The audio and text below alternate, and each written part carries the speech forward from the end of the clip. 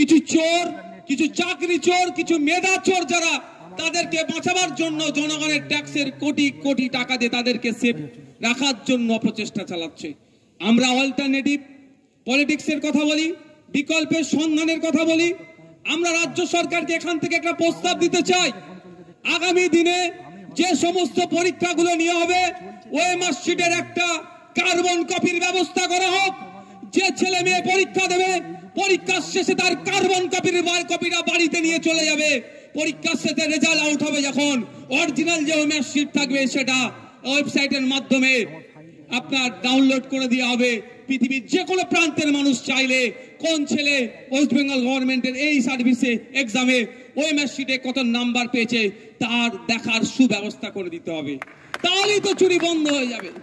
শুধু তাই নয়, আমরা সরকারের কাছে প্রস্তাব রাখতে চাই, সততার প্রতীক যাকে বলে, যার অনুপ্রেরণা ছাড়া সিংহে শাবকের জন্ম হয় না, তার কাছে আমরা প্রস্তাব রাখতে চাই ফাইবার টেবিলে সমস্ত ভিডিওগ্রাফি হোক। যদি সৎ সাহস থাকে লাইভ স্ট্রিমিং করা হবে ওখান থেকে, কার ছেলেটা কি প্রশ্নের কতটা উত্তর দিতে পারছে এক্সপার্টদের, তার ভিত্তিতে তার নাম্বারটা আসবে, জনমানুষে ছেড়ে দেওয়া হোক। তখনই তো বোঝা যাবে কার মেধার ভিত্তিতে চাকরি হচ্ছে না মেধা চুরি হচ্ছে, সেটা আমরা বুঝতে পারবো। কিন্তু আমার মনে হয় সততার প্রতীক এ কাজটা করবে না। যদি সততার প্রতীকে কাজ করে, তার দলে যারা চাকরি বিক্রি করছেন বলে দলে এখনো টিকে আছে, সেই ছিটেফুটা যেগুলো আছে এখন সেইগুলো থাকবে না। বন্ধুগণ, আমরা যখন বিকল্পের সন্ধানের কথা বলছি, সরকার যখন ব্যর্থ হচ্ছে, বিরোধীদেরকে বিভিন্ন ভাবে তাদেরকে আটকানোর চেষ্টা হচ্ছে। কখনো মিথ্যা কেস দিয়ে আটকানোর চেষ্টা হচ্ছে, তো কখনো গুন্ডাগার্দি করে আটকানোর চেষ্টা হচ্ছে, তো কখনো এমন কিছু তথ্যের পরিবেশন এমন কোন জায়গায় দেওয়া হচ্ছে যাতে বিরোধী শক্তিরাও কিছুটা হলেও দুর্বল হয়ে যাচ্ছে। তাই আমরা বলি, সমাজ ব্যবস্থা পরিবর্তনের জন্য রাজনীতির ময়দানে এসেছি। ক্ষমতা দখল আমাদের স্বপ্ন নয়। আজকে আমাদেরও খারাপ লাগছে, আমাদের যে 2 মাস ধরে কর্মী সমর্থকদের যে আবেগ ছিল, কলকাতায় আসার প্রতিষ্ঠা দিবস উদযাপন করতে চেয়েছিল, হয়তো সেই অর্থে পারছে না। তবে আমি আমার কর্মী সমর্থকদের উদ্দেশ্যে বলবো, এই ক্ষোভ, এই রাগটাকে ব্যালট বক্সে ট্রান্সলেট করতে হবে, রূপান্তরিত করতে হবে, সেখানে পাঠাতে হবে। শুধু কর্মী সমর্থক নয়, বুথে বুথে এখন যে 2-10টা তৃণমূলের কর্মী এখনো টিকে আছে, বাকি তো সব শেষ হয়ে গেছে। ওই 2-10 টাকার ভোটও কিভাবে আইএসএফ এর ব্যালট বক্সের মধ্যে আনা যায়, ইভিএম মেশিনে ট্রান্সফার করা যায়, তারও দায়িত্ব নিতে হবে। সাথে সাথে এটা বলে যায়, ভিক্টোরিয়া হাউসের আমরা প্রোগ্রাম করার ইচ্ছে ছিল, আমাদেরকে কোর্ট যে নির্দেশনা দিয়েছে আমরা অক্ষরে অক্ষরে পালন করবার বলেছিলাম, এখন আমরা অক্ষরে অক্ষরে পালন করে যাচ্ছি। তবে আগামী দিনে আমরা আমাদের আইএসএফ এর পক্ষ থেকে ভিক্টোরিয়া হাউসের সামনে প্রোগ্রাম করব। আজকে যে কর্মী সমর্থকরা আসতে পারলেন না, তাদেরকে সাথে নিয়ে করব। কোনো হাওতাশার জায়গা নয়, রাজনীতির ময়দানে এসেছি আমরা। রাজনীতি একদিনের খেলা নয়, এটা সুদূর প্রসারী। আর সমাজ ব্যবস্থা পরিবর্তন করার জন্য আমরা রাজনীতির ময়দানে এসেছি। সুতরাং নানা চড়াই উতরাই থাকতেই পারে, প্রয়োজনে আমরা পিঠ পেতে দেবো বলে আমরা অঙ্গীকারবদ্ধ হয়েছি। যেমন একটা আজকের দিনটা আমাদের কাছে কিছুটা হলেও একটু বেদনাদায়ক লাগছে, অবশ্যই আগামী যেটা আসছে সেটা আমাদের কাছে অনেকটাই আরামদায়ক হবে, এটা আমরা দায়িত্ব নিয়ে বলতে পারি। শুধু আমাদের লক্ষ্য যেটা, সে জায়গায় আমাদেরকে স্থির থাকতে হবে। আমাদের লক্ষ্য ভ্রষ্ট হলে চলবে না, কারণ অনেক অপশক্তি আমাদের মধ্যে ঢুকে আমাদেরকে লক্ষ্যভ্রষ্ট করার চেষ্টা করবে। তাদের ফাঁদে আমরা পা দেব না। দূরে যারা বন্ধুগণ শুনছেন, তাদের উদ্দেশ্যে আমার একটাই বক্তব্য, পঞ্চায়েত নির্বাচনে যেভাবে গণতন্ত্রকে হত্যা করেছে, তার জবাব দেওয়ার সময় আমি বলেছিলাম 2024 ইভিএম মেশিনের মাধ্যমে। সাথে সাথে শুধু এটুকু অ্যাড করে নেন, আমাদের প্রতিষ্ঠা বার্ষিকীর যে জায়গা ইচ্ছে ছিল, সুকৌশলে সে জায়গা থেকে আমাদেরকে যারা ডিভিশন বেঞ্চে গিয়ে আমাদেরকে বা কোটি কোটি টাকা খরচ করে আমাদের বিরুদ্ধে এজি স্যারের মতো বড় পোস্টকে দাঁড় করিয়ে করেছেন, তাদের বিরুদ্ধে আমরা জবাবটাও ব্যালট বক্সের মাধ্যমেই দেব, অর্থাৎ ইভিএম এর মাধ্যমেই দেব, গণতান্ত্রিক প্রক্রিয়াটি আমরা দেব। আমরা বিকল্পের কথা বলি, আমরা কিছু প্রস্তাব রাখি সরকারের কাছে, সরকারকে সেই প্রস্তাবটা গ্রহণ করে জনগণের জন্য বেটার সার্ভিস যাতে প্রোভাইড করে তার কথা বলি। এতেই সরকারের চোখ খুশুল হয়ে যাচ্ছে। আমরা বলি শিক্ষার কথা, আমরা বলি স্বাস্থ্যের কথা, আমরা বলি কর্মসংস্থানের কথা, সরকার বলে দুয়ারে মত, ক্লাব দেব, গ্রাম বোর্ড দেব, টিভি দেব, মস্তি করার জন্য যত রকম আছে হইহুল্লোড় করার জন্য তার সমস্ত ব্যবস্থা করে দেব, কিন্তু চক ডাস্টার দেব না। ভাবতে অবাক লাগছে, 8,500 মতো শিক্ষা প্রতিষ্ঠান বন্ধ হতে চলেছে।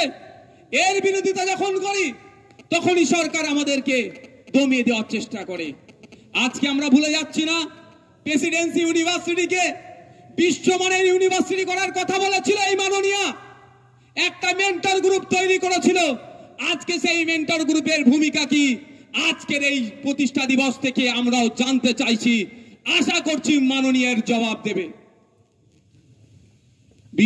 বিশ্বমানের তো দূরের কথা, NIRF যে র্যাঙ্ক হয়, NIRF র্যাঙ্কেও ন্যাশনাল লেভেলে ইউনিভার্সিটিদের যে সেখানেও কিন্তু তল পিছনের দিকে প্রেসিডেন্সি ইউনিভার্সিটিকে আমরা দেখছি। শুধুমাত্র ভাষণবাজি করে, মানুষের আবেগকে নিয়ে, মানুষের সেন্টিমেন্টকে নিয়ে এরা টিকে থাকতে চাইছে। যখনই আমরা টু দা পয়েন্ট কথা বলছি তখনই আমাদেরকে দমিয়ে দেওয়ার চেষ্টা করছে। আলিয়া ইউনিভার্সিটির কথা আমরা ভুলে যাচ্ছি না। সংখ্যালঘু সমাজের একটা স্বপ্নের প্রতিষ্ঠান, মাননীয় ক্ষমতায় আসার আগে সংখ্যালঘুদের সাচার কমিটিকে সামনে রেখে অনেক বড় বড় স্বপ্ন দেখিয়েছিলেন, একটাও তো বাস্তবায়ন হয়নি। আলিয়া বিশ্ববিদ্যালয়ে আজকে ক্ষমতায় আসার পরে তারও 12 বছর অতিবাহিত হতে যাচ্ছে, এই সরকারের প্রায় 11 বছর অতিবাহিত হতে যাচ্ছে, কিন্তু এখনো পর্যন্ত ন্যাকের টিম ভিজিট করাতে পারলো না। আমরা যারা শুভবুদ্ধি সম্পন্ন মানুষ, শিক্ষানুরাগী মানুষ, আমরা ভালো করেই জানি একটা ইউনিভার্সিটির ন্যাকের টিম ভিজিট না করলে সেই ইউনিভার্সিটির সার্টিফিকেটের দাম কি থাকছে।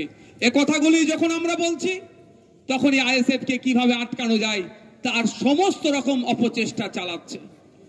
ISF কে আটকানোর জন্য যে তৎপরতা মমতা ব্যানার্জি করছেন, তার ভাইপোর নেতৃত্বে হচ্ছে, সেই তৎপরতার সাথে যদি বাংলায় 100 দিনের কাজের যারা করেছেন তাদের টাকার যদি ব্যবস্থা করতো, আনার ব্যবস্থা করতো, তাহলে আমি এই মঞ্চ থেকে তাকে ধন্যবাদ জানাতাম। আমরা ভুলে যাচ্ছি না, সংবিধানের 131 নম্বর ধারায় উল্লেখ আছে, রাজ্য এবং ইউনিয়নের সাথে, স্টেট এবং ইউনিয়নের সাথে কোনো বিষয় যদি মতান্তর দেখা যায় 131 নম্বর ধারা অনুযায়ী সুপ্রিম কোর্টে যেতে পারে। কিন্তু আমরা কি দেখছি, শুধু নাটক হচ্ছে। রাজ্যপাল ভবনের সামনে 144 ধারাকে উপেক্ষা করে সেখানে মিছিল, সেখানে মিটিং, সেখানে অবস্থান করে, সেখানে মাইক লাগিয়ে প্রতিবাদ করতে পারছে, কিন্তু সংবিধানের 131 নম্বর ধারাকে সামনে রেখে কেসে যাতে পারছে না, আইনের দ্বারস্থ হচ্ছে না। আবার উপরন্ত কি দেখছি, একটা রাজনৈতিক দলের মিটিং মিছিলকে আটকানোর জন্য এজি স্যারের মতো গুরুত্বপূর্ণ পোস্টকে তাদেরকে কাজে লাগানো হচ্ছে। আসল গুড়াই তো গলত। 100 দিনের কাজের টাকা কিভাবে আইনের মাধ্যমে চাইতে যাবে? প্রায় 14.5 লক্ষ ফেক জব কার্ড এরা বানিয়েছে। কাদের নেতৃত্ব হয়েছে? তৃণমূলের নেতৃত্বে হয়েছে। তখন যাদের নেতৃত্বে বানিয়েছে তাদেরকে হয়তো তিহার জেলে রাখতে পারে, সেই জন্য এরা জনমানুষের শুধু নাটক ছাড়া আর কিছু করছে না। তাই বন্ধুগণ, জবাব আমাদেরকে যোগ্য জবাব সময়ে দিতে হবে এবং গণতান্ত্রিক প্রক্রিয়াতে দিতে হবে। কারণ আমাদের দলে ওই তুই বোম বাঁধিস, যে অধ্যাপিকাকে জগ ছুঁড়ে মারে, তাদের প্রশ্রয় নয়। আমাদের দল ছোট হতে পারে, আমাদের দলের কর্মী সমর্থকদের প্রতি এই ভরসা, আমাদের আস্থা আছে যে আমরা গণতন্ত্রকে মান্যতা দিই, গণতান্ত্রিক প্রক্রিয়াতে এর যোগ্য জবাব আগামী দিনে দেব আমরা। আজকে বড় বড় কথা বলছেন মাননীয়, তিনি ভালো করে জানেন কোন সময় পর্যন্ত গিয়ে চা বাগানে চা পাতা তুলতে হয়, তারপরে গেলে একটা নির্দিষ্ট টাইমের পরে গেলে চা পাতা তুললে সেখানে আইনত অপরাধ হয়ে যাবে বা রীতির বাইরে হয়ে যাবে। 2টো পাতা একটা কুড়ি তুলতে হয়, তিনি এটা ভালো করে জানেন। কিন্তু ওই চা বাগানের শ্রমিকদের এখনো পর্যন্ত মিনিমাম ওয়েজেস নিয়ে 2015-16 থেকে 2024 হচ্ছে, প্রায় 22 থেকে 23 বার মিটিং হয়ে যাওয়ার পরেও অপদস্থ মমতা ব্যানার্জির নেতৃত্বে সরকার এখনো চা শ্রমিকদের মিনিমাম ওয়েজেসটা ঠিক করতে পারলো না। কি সরকার চলছে? এটা সার্কাস চলছে। আমি মাননীয় লেবার ডিপার্টমেন্টের মিনিস্টারকে প্রশ্ন করেছিলাম, আমাদের রাজ্য থেকে ভিন্ন রাজ্যে কাজে গিয়েছে এই ধরনের শ্রমিকের সংখ্যা কত? মাননীয় মন্ত্রী বলেছিলেন, আমার এখন জানা নাই, আমাকে লিখিত উত্তর দেবে। কিন্তু দুঃখের বিষয়, বছর পার হয়ে যাচ্ছে, নতুন বছরে পদার্পণ করলাম, এখনো পর্যন্ত কোনো লিখিত উত্তর পেলাম না। আমার তো মনে হয় এই ডেটাটুকু পর্যন্ত মমতা ব্যানার্জির শাসন আমলে অপদস্থ মন্ত্রীর কাছে হয়তো নাই, এরা দপ্তর চালাচ্ছে। এই প্রশ্নগুলো যখন করি, যখন উত্তর দিতে পারে না, তখন বিধানসভার মধ্যে মুখ চাওয়াচাই করে আইএসএফ তথা সংযুক্ত মোর্চার একটা বিধায়ক যখন কৃষিমন্ত্রীকে প্রশ্ন করে, আপনারা তো বলছেন কৃষকের 3 গুণ আয় বেড়েছে, কিন্তু আজকের ডেটে পশ্চিম বাংলার একটা কৃষক পরিবার পিছু মাসিক গড় আয় কত, সে উত্তর দিতে পারছেন না, একে অপরের মুখ চাওয়াচাই করছে। বাইরে বেরিয়ে আইএসএফ এর মুখ কিভাবে বন্ধ করা যায় তার জন্য যত অপচেষ্টা আছে চালিয়ে যাচ্ছে। প্রশ্ন করি আমরা বিধানসভার মধ্যে, আমরা কোনো সেলফি তুলতে যাইনি, কারো ছবি দেখিয়ে বিধানসভার মধ্যে যায়নি, কারো অনুপ্রেরণা নিয়ে বিধানসভার মধ্যে যায়নি। ভাঙড়ের মানুষের ভোট পেয়ে, তাদের দোয়া আশীর্বাদ নিয়ে বিধানসভার মধ্যে গিয়েছি। আজকে আমাদের রাজ্যের বিধানসভা দেওয়া তথ্য, কৃষিমন্ত্রীর দেওয়া তথ্য, 70% মানুষ কৃষি কাজের সাথে যুক্ত। আর প্রায় 1 কোটির উপরে 1 লক্ষ হেক্টর বিঘের কৃষি জমি আছে বলছেন, ঘোষণা করছেন। গতকাল কয়েকদিন আগে বিধানসভা এভিডেন্স ছিল, এক আইএস অফিসার এসেছিলেন, তাকেও আমি প্রশ্ন করলাম যে কৃষকদের গড় আয় কত, তারাও মুখ চাওয়াচাই করছে। সামান্য একটা ছোট্ট ছেলে, স্বল্প বয়সী ছেলে আইএস অফিসারের যদি ঘাম বার করে নাই, তাহলে স্বাভাবিকভাবে অনেকের ঈর্ষা হচ্ছে। কিন্তু আমি বলি, আমরা এই কথা বলছি বলে, মানুষের অধিকার নিয়ে কথা বলছি বলে, পরিযায়ী শ্রমিকের কথা বলছি বলে, জল জমি জঙ্গলের অধিকারের, স্বাভাবিক অধিকারের কথা বলছি বলে, হাতির হানায় প্রতিনিয়ত দেখছি মানুষ মারা যাচ্ছে। সেই প্রশ্ন যখন বিধানসভার মধ্যে করছি, মাননীয় অপদার্থ মন্ত্রী এখন জেলের হাওয়া খাচ্ছে। আমরা প্রশ্ন করেছিলাম যে বিগত দিনে হাতি তো এত লোকালয়ে আসে না, এখন কেন হাতি চলে আসছে, হাতি রোধের জন্য কি ব্যবস্থা গ্রহণ করছেন? অপদার্থ মন্ত্রী এখন জেলের হাওয়া খাচ্ছে। তিনি বলেছিলেন, আমাদের উত্তর দিয়েছিলেন, হাতিকে নাকি জঙ্গলের খাবার আর ভালো লাগছে না, লোকালয়ের খাবার ভালো লাগছে। ভাবতে পেরেছেন? কিন্তু একবারের জন্য বলল না, তার দলের দামাল ভাই ভাইপোদের অত্যাচারে জঙ্গল কেটে সাফ করে দিচ্ছে, সেখানে রিসোর্ট বানাচ্ছে, আমোদ প্রমোদের জায়গা করছে, ফলে হাতির খাবার কমে যাওয়ার ফলে লোকালয় আসছে আর গ্রামের সাধারণ মানুষ ক্ষতিগ্রস্ত হচ্ছে, মারা যাচ্ছে। কথা একবারের জন্য বললেন না। মাননীয়া যখন যেটা ইচ্ছে হয়, ঘুম থেকে যেটা ইচ্ছে হয় বলে দেয়, কিন্তু কতটা সায়েন্টিফিক তিনি হয়তো জানেন না, তার পাশে যারা থাকে জানি না তাকে কিভাবে গাইড করে। যদি আমাদের এখানে লক্ষ্মীদাকে সাথে নিত, অন্তত কিছু ভালো গাইড করতেন, যে জল জমি জঙ্গলের অধিকারটা বুঝিয়ে দিতেন, সেটাও তো নেবে না। কিভাবে নেবে? দলে জয়েন করো, বুদ্ধি নেওয়ার জন্য নেবে না। তিনি বললেন হাতির হানায় মারা গেলে পরিবার পিছু চাকরি পাবে। আমি প্রশ্ন করেছিলাম, নির্দিষ্ট সময় দিয়ে একটা প্রশ্ন করেছিলাম, এই সময়ের মধ্যে কতজন মারা গিয়েছে বিধানসভার মধ্যে, আর কতজন সরকারি চাকরি পেয়েছে। কিন্তু দুঃখের বিষয়, মাননীয় ঘোষণা করে দিয়েছেন, কিন্তু চাকরির সংখ্যা, যেই সংখ্যায় মারা গিয়েছে সেই সংখ্যা এখনো চাকরি দেয়নি। যখনই বলা হচ্ছে কবে হবে, একটা সুন্দর এরা বাক্য এদের মুখস্থ করে রেখে দিয়েছে যে প্রসেসে আছে, হয়ে যাবে। এটা 2011 সালের পর থেকে এই প্রসেসে আজ হয়ে যাবে, বিভিন্ন বিষয়গুলো দেখছি আজও হয়ে যাচ্ছে। তাই বন্ধুগণ, আমরা মানুষের অধিকার নিয়ে কথা বলি, এই মানুষের অধিকার নিয়ে কথা বলার জন্যই আমাদের প্রতি এত অত্যাচার নেমে আসছে। বিজেপি সারা রাজ্যে সভা সমাবেশ করছে, সেই অর্থে তাদের বিরোধিতা করতে দেখতে পাচ্ছি না। সিপিএম করছে, কংগ্রেস করছে, বিভিন্ন রাজনৈতিক দল করছে, আজকে এসইউসিআই করছে, তাই সেই অর্থে কারো বিরোধিতা দেখতে পাচ্ছি না। আর আইএসএফ করলেই যত বিরোধিতা হচ্ছে। তবে একটা জিনিস মাননীয় নিজে এস্টাবলিশ করে দিচ্ছে, এই রাজ্যে মাননীয়ার যে অপকর্ম, যে তার দলের জোচ্চুরি দুর্নীতির বিরুদ্ধে সব থেকে বেশি সোচ্চার হচ্ছে যে রাজনৈতিক দল, বিধানসভার মধ্যে বিধানসভার বাইরে, সেটাই হচ্ছে আইএসএফ। নাহলে এসইউসিআই, আমার কাছে ডেটা আছে, কলকাতা পুলিশের ম্যারাথন হওয়ার কথা বলেছিল, যে রুটের কথা বলেছে সেখানে আর অ্যাভিনিউর কথা বলা আছে। আবার আমাদেরকে যে রিভিউজ বা ডিনাই লেটার দিয়েছে সেখানে উল্লেখ করছে আর অ্যাভিনিউতে এসইউসিআই প্রোগ্রাম করছে। আমরা তো আর অ্যাভিনিউ থেকে অনেকটা দূরে ছিলাম, এর থেকে প্রমাণিত হয়ে যাচ্ছে। বাংলার মানুষকে বলবো, আইএসএফ এর কর্মকাণ্ডকে দেখুন। ওই কাগে কান নিয়ে চলে গেছে বলে কাগের দিকে তাকাবার প্রয়োজন নাই। আপনার কানটা দেখুন। এরা সুকৌশলে পাড়াতে পাড়াতে বুতে বুতে আইএসএফ এর নামে মিথ্যাচার করছে। যেমন আপনারা সেটা সত্যটা যাচাই করার চেষ্টা করুন।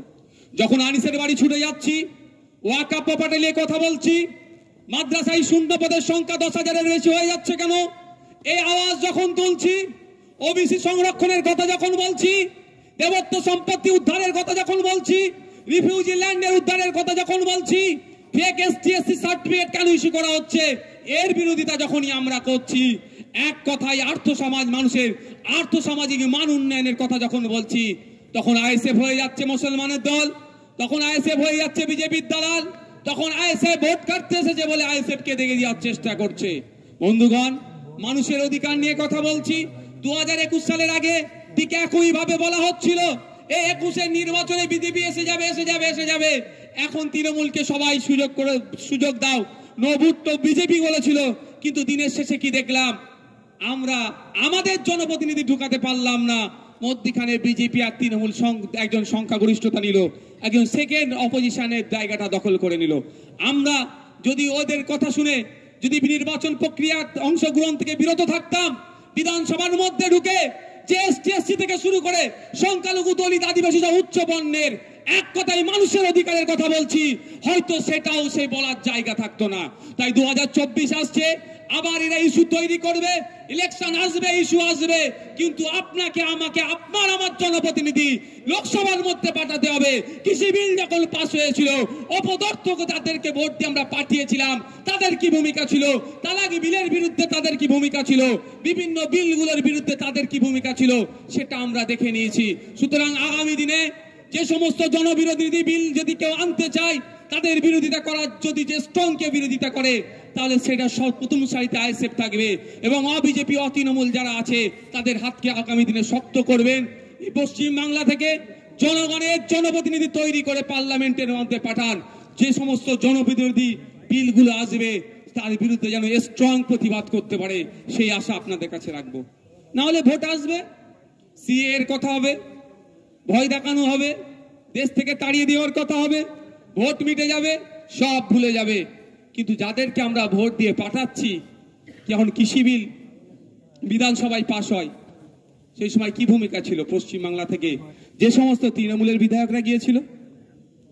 এগ্রিকালচার স্ট্যান্ডিং কমিটির দায়িত্বে আছে পশ্চিমবাংলার এক এমপি, সে কি রিপোর্ট পেশ করেছিল পার্লামেন্টের মধ্যে?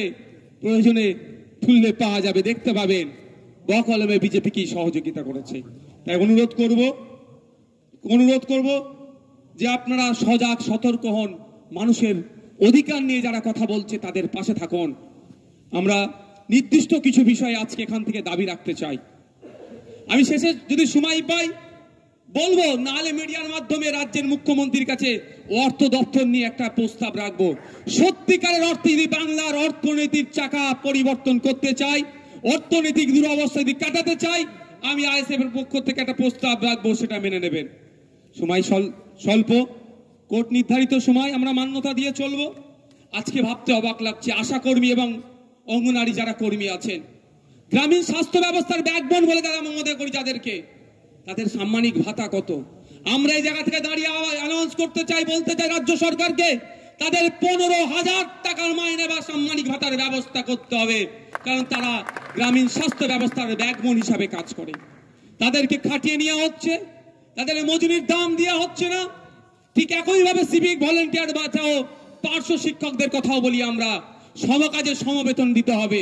আজকে একটা সিভিক ভলেন্টিয়ার দিন রাত এক করে ঝড় বৃষ্টিকে মাথায় নিয়ে সে সিগন্যালিং সিস্টেম থেকে, ট্রাফিক সিস্টেম থেকে শুরু করে বিভিন্ন কাজে নিয়োজিত করা হচ্ছে। কোর্টের গাইডলাইনের বাইরে গিয়েও তাদেরকে কাজে করানো হচ্ছে, কিন্তু তাদের সাম্মানিক ভাতাটা বর্তমান সমাজের সাথে, বর্তমান সময়ের সাথে সামঞ্জস্য নয়। তাই আমরা দাবি করি, সিভিক ভলেন্টিয়ার থেকে শুরু করে শিক্ষা বন্ধু, শিক্ষা মিত্র থেকে শুরু করে পার্শ্ব শিক্ষক যারা আছেন, এসএসকেএমএসকে থেকে শুরু করে যে সমস্ত যারা আছেন, সমকাজে সমবেতনের দাবি আমরা এই মঞ্চ থেকে তুলি। আমরা দাবি তুলছি প্রশাসন বন্ধুদের জন্য। পুলিশ আমাদের বন্ধু, সমাজের বন্ধু। আজকে ভাবতে অবাক লাগছে, এক একটা পুলিশকে 16 ঘন্টা 18 ঘন্টা করে প্রায় ডিউটি করতে কেন হবে? এদিকে পুলিশের প্রায় 1.5 লক্ষ শূন্য পদ আছে। আমরা রাজ্য সরকারের কাছে আমরা অনুরোধ করছি, আমরা প্রস্তাব রাখছি, অবিলম্বে প্রায় যে 15 লক্ষ শূন্য পদ আছে পুলিশে, স্বচ্ছতার সাথে নিয়োগ করা হোক। এই 16 ঘন্টা 18 ঘন্টা ডিউটি নয়, তাদের নির্দিষ্ট টাইম পিরিয়ডে তাদেরকে ডিউটি করতে করার ব্যবস্থা করে দেওয়া হোক। শ্রম কোডের বাইরে গিয়ে তাদেরকে যে ডিউটি করিয়ে নিয়ে যাচ্ছে তার আমরা বিরোধিতা করছি। সাথে সাথে কেন্দ্রীয় সমাহারে ডিএর ব্যবস্থা করতে হবে। আমরা ভুলে যাচ্ছি না, 2011 সালের আগে মাইক নিয়ে অনেক বড় বড় ডায়লগ বাজি করেছিলেন আজকে যিনি মুখ্যমন্ত্রী। বলেছিলেন যারা যে সরকার কেন্দ্রীয় সমাহারে ডিএ দিতে পারে না তার সরকারে থাকার অনুচিত, তার দায়িত্ব নাই। আজকের দিনে দাঁড়িয়ে এই নেতাজি স্টেডিয়াম থেকে বলতে চাই, অবিলম্বে কেন্দ্রীয় সমাহারে সরকারি কর্মচারীদের ডিএর ব্যবস্থা করতে হবে। সাথে সাথে এটাও অনুরোধ করব, যারা সংগ্রামী যৌথ মঞ্চের যারা এই ডিএ বাড়ানোর জন্য যারা আন্দোলন করছেন, সম্ভবত আর কয়েকটা দিন পরে তারা নাকি অনশনে বসছেন, তাদের কাছে অনুরোধ করব, অনশনটাই শেষ নয়। আপনারা অনশনে না গিয়ে আর বাকি গণতান্ত্রিক প্রক্রিয়াতে যে লড়াইগুলো আছে সরকারকে যাতে বাধ্য করা যায় সেই পন্থা অবলম্বন করুন। আইএসএফ আপনাদের সাথে সম্পূর্ণভাবে পূর্ণ শক্তি দিয়ে আপনাদের পাশে থাকবে।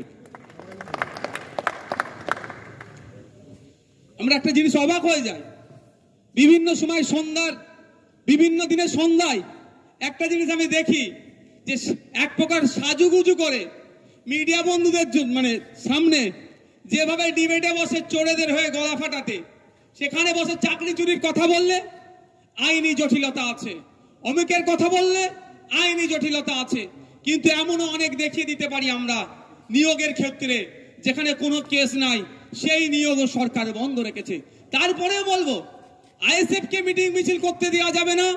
ডিভিশন বেঞ্চে ছুটছেন, কোটি কোটি টাকা খরচ করছেন, সেখানে কোনো বাধ্যবাধকতা নাই, সেখানে কোনো অসুবিধা হচ্ছে না।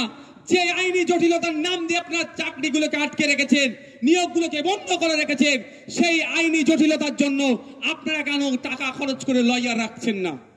সরকারের কাছে প্রশ্ন করতে চাই, সাথে সাথে জনমানুষের কাছে এটা জানাতে চাই, এই সরকার সমস্যার সমাধান তো দূরের কথা, এই সরকারের আমলে যে অর্গানাইজ ওয়েতে যে দুর্নীতি হয়েছে, যে মেধা বিক্রি হয়েছে, মেধা চুরি হয়েছে, এই চুরিটাকে আটকানোর জন্য জনগণের কোটি কোটি টাকা খরচ করে single bench, division bench, supreme court পর্যন্ত ছুটে যাচ্ছে এক কথায় চোরেদেরকে বাঁচানোর জন্য।